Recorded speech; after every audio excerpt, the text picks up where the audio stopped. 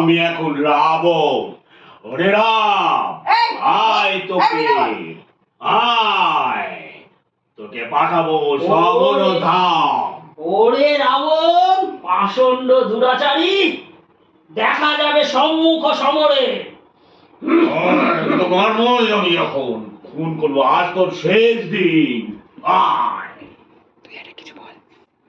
এই কি হচ্ছে? ঠিক করে কর, ডায়লগ ভুল বলছিস। আবার